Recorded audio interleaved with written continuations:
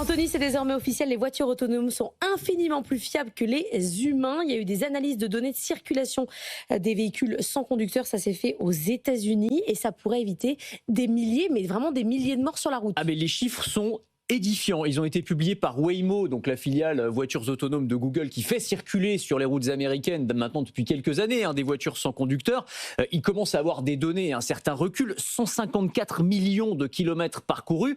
Et donc on peut tirer des conclusions. Et les conclusions, elles sont sans appel. Quand on compare un conducteur humain à distance égale parcourue, eh bien je vous donne quelques chiffres. La voiture autonome enregistre 92% de collisions en moins avec des piétons, 11% d'accidents entraînant des blessures graves ou mortelles en moins, 96% d'accidents en moins aux intersections. Je pourrais en citer encore plein d'autres. C'est la fin de la mortalité sur les routes. C'est exactement ça. Le dernier chiffre que je vous donne, c'est une voiture autonome qui a un gros accident une fois tous les 80 millions de kilomètres contre une fois tous les 7 millions de kilomètres pour un conducteur humain, tout simplement parce que la voiture autonome, elle respecte le code de la route, j'allais dire bêtement, mais voilà, purement et simplement. Elle ne se déconcentre jamais, elle ne boit jamais d'alcool, elle ne scrolle pas les réseaux sociaux alors qu'elle est au volant, etc., etc.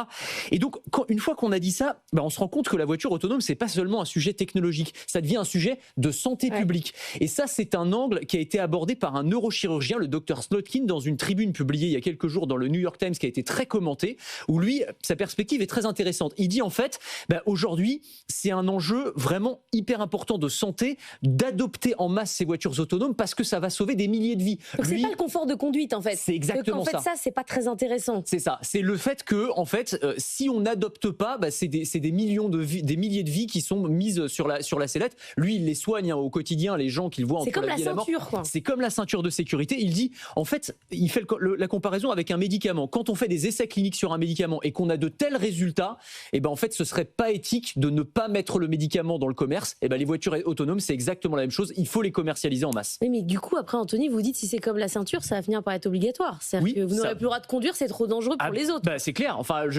l'étape ultime, c'est peut-être ça. Alors, je pense qu'on n'en viendra pas forcément à ça, mais lui, il explique dans sa tribune, demain, conduire une voiture semblera désuet, un peu comme monter à cheval aujourd'hui, parce que, en fait, on n'acceptera plus les milliers de morts, les milliers de moelles épinières brisées, c'est l'expression qu'il prend pour finalement, simplement le plaisir de conduire une voiture. Donc, c'est une question qu'il va falloir se poser en tant que société, en tant que civilisation.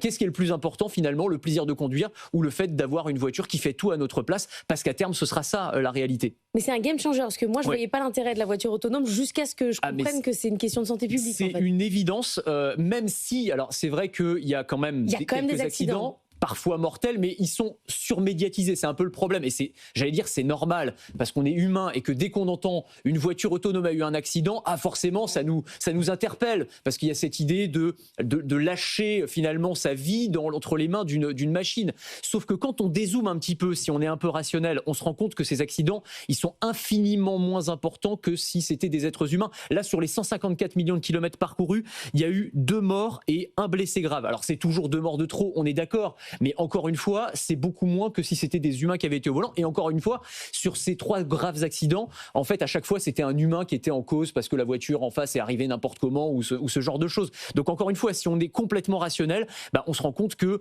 adopter en masse ces voitures autonomes, ça devrait faire partie du sens commun. Aux États-Unis, ça commence à être le cas. Il y a plusieurs villes où vraiment elles se sont démocratisées maintenant.